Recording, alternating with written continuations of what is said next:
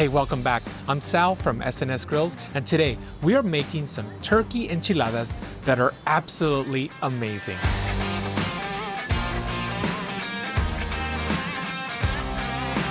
Hey, welcome back, and thank you for being here today.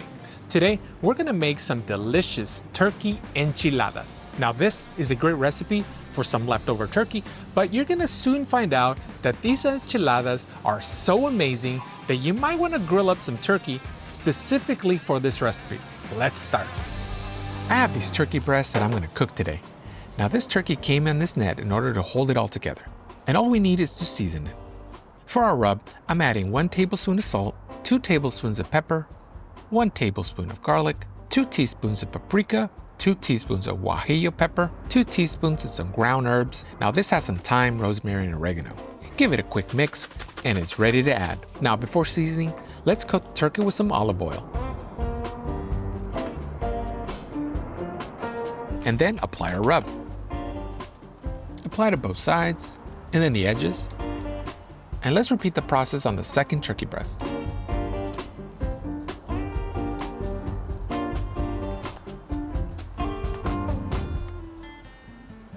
We will be cooking on the slow and sear MasterKettle, and we're going to be cooking at a nice roasting temperature between 325 and 350.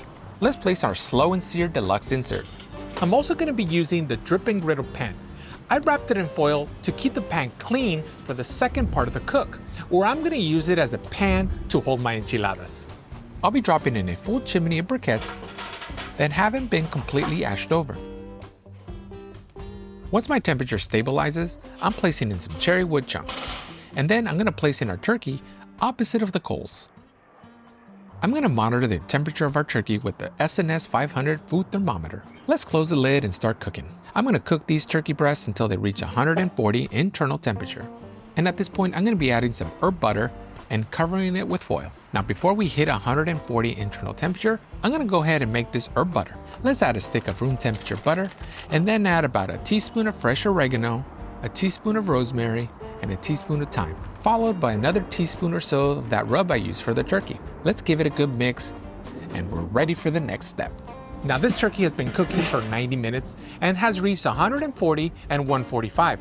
And I'm gonna go ahead and remove each one, top it with this delicious herb butter we made, and cover it in foil. This is gonna keep the turkey moist and add a ton more flavor.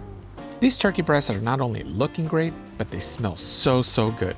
And this herb butter is really gonna take it to the next level. Let's place back on the grill, put our food probes back into our turkey, and then close the lid.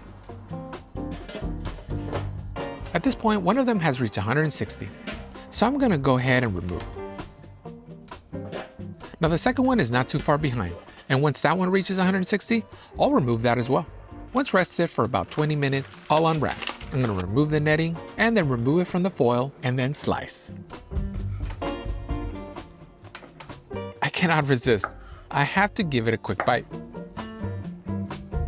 Ooh yeah, turkey is juicy, flavorful, and it's going to be great in these enchiladas.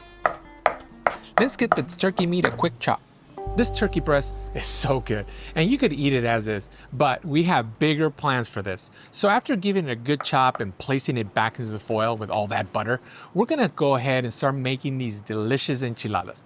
But before anything else, you'll want an enchilada sauce. Now to keep things simple, feel free to use your favorite store-bought enchilada sauce.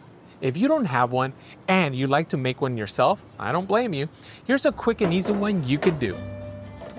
In a blender, add 2 14-ounce cans of diced tomatoes. Bonus points if they're fire roasted. For our chilies, we're going to use 4 teaspoons of powdered guajillo, which is about 5 guajillos, and a half a tablespoon of powdered ancho chile, which is roughly about 1 ancho chile. I'm using powdered instead of whole dried chiles because I understand that not everyone has access to dried chiles locally.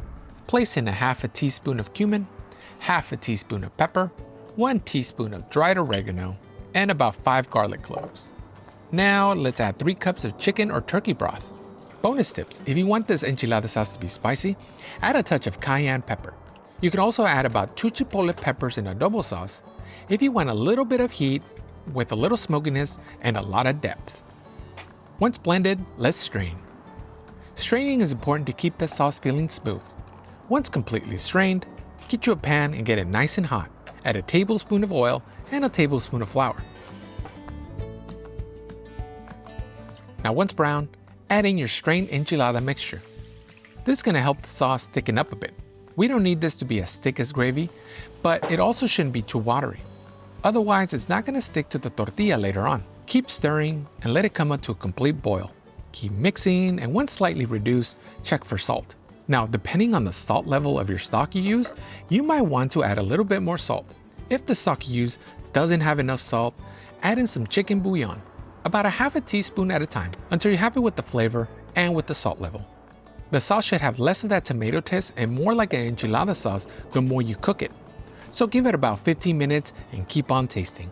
Even better, cook the sauce the day before and you're really gonna let the flavors blend together. Now for the tortillas. Brush some cooking oil on both sides of 12 tortillas. And once you do that, let's heat them up on the grill. We need this step so the tortillas become more pliable and they won't break on you. It also helps the sauce from getting the tortilla too soggy during the sauce dipping. Once we have all of our tortillas heated up, let's place in our drip and griddle pan on the indirect side. Next, oil the pan. This way none of our enchiladas stick.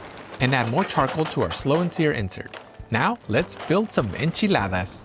Take a tortilla, dip in your sauce, put on the plate, and then lay in our delicious grilled turkey. Let's wrap. And then place in our pan. Repeat the process until you have all of your enchiladas wrapped and on the pan. Now trust me when I say this, that the process, it's gonna get easier each time you build an enchilada. You're gonna be able to fit around 12 enchiladas very comfortably on this drip and griddle pan.